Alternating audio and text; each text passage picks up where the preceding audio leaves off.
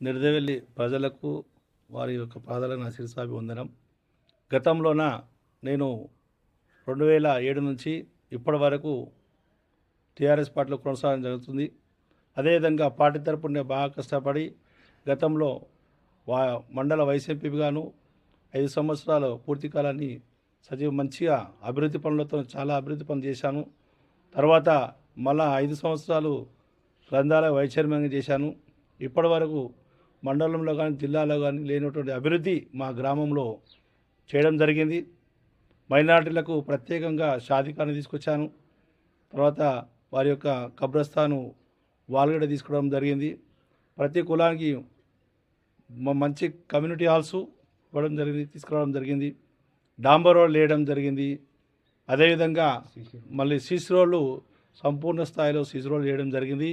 అదేవిధంగా ఎన్నో కళటువంటి కాంతివంతమైన sub station గిట్ట మా గ్రామానికి తీసుకురావడం జరిగింది.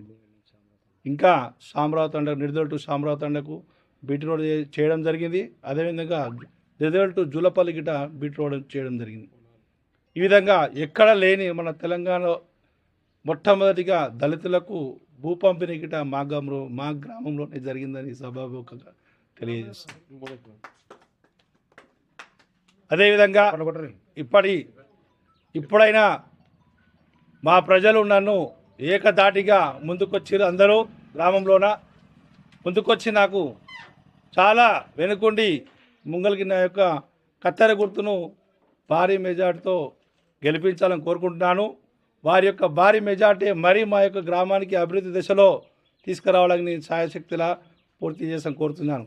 అదేవిధంగా మా గతంలో ఇంకా చాలా కోల్పోయిన మా గ్రామం లోపల అందరికీ చెప్తున్న సభాముఖంగా ఈరోజు గతంలో ఇప్పుడు గెలిచే ఆచము ఖచ్చితంగా మా ఊరికి ఒక కళ్యాణ మండపం తీసుకురావడానికి నేను చాలా ప్రయత్నం చేస్తాను.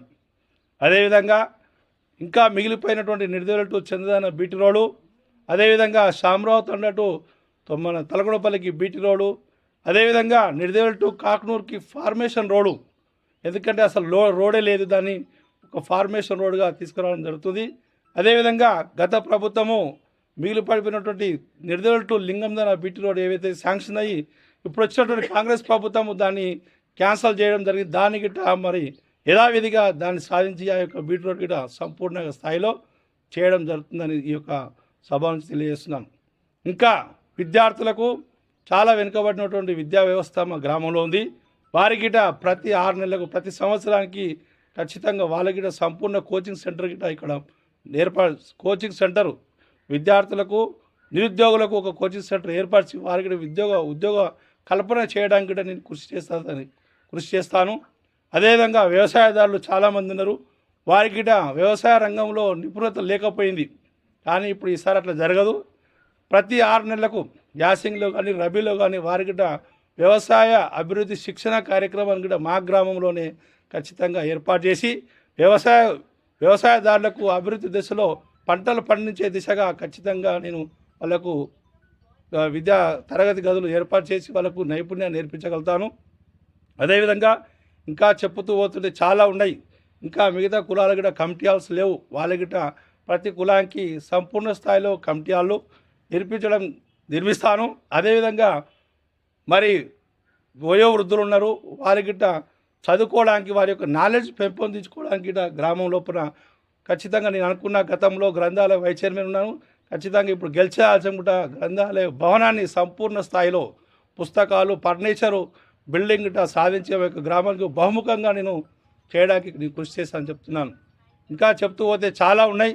ఏదైనా మా తెలంగాణ రాష్ట్రంలోనే నిడదవెల్లి అంటూ ఒక కేంద్ర బిందువుగా ఏ విధంగా అయితే మనము ఆకాశంలో ఉన్న ధ్రువ నక్షత్రాలు ఏ విధంగా ఉంటుందో ఆ విధంగా తెలంగాణ రాష్ట్రంలో నిర్దవెల్లి ఆ విధంగా ఆ స్థాయిలో తీసుకురావడానికి నేను చాలా కృషి చేస్తాను. అది ఎవరి వల్ల సాధ్యమవుతుందంటే మీ అందరూ, మీ యొక్క గ్రామంలో ఉన్న ప్రజలందరూ మీరు ఓట్లేసి నన్ను అధిక మెజార్టీతో గెలిపించినట్లయితే ఆ గెలుపుకు ఈ ప్రతిఫలంగాను మా యొక్క గ్రామాన్ని ఆ విధంగా అభివృద్ధి దిశలో సాధించగలుగుతాను, చేయగలుగుతాను. అభివృద్ధి దిశలో చేయడానికి నేను చాలా కృషి చేస్తాను. నాకున్న పని ఏం లేదు. మా తల్లిదండ్రులు కూడా మంచిగా సంపూర్ణంగా నాకు మద్దతు ఉన్నది. వారు నాకు ఏ పని చెప్పలే, బిడ్డ నువ్వు తినాలే, మా యొక్క గ్రామంలో ఉన్న ప్రజలందరికీ సేవ చేయాలనేది నన్ను అన్నారు. ఎందుకంటే వాళ్ళు చాలా వాళ్ళకొక్కడే నా కొడుకు ముందంజలో ఉండాలి, ప్రజలకు సేవ చేయాలి. ఇవాళ నేను బతకడానికి కూడా కారణం నా పుణ్యమే. మా ఉన్నటువంటి స్నేహితులు ఉన్నారు. తలా ఒకసారి నేను గతంలో చాలా మా అమ్మగారిని నిలబెట్టడం జరిగింది సర్పంచ్గా.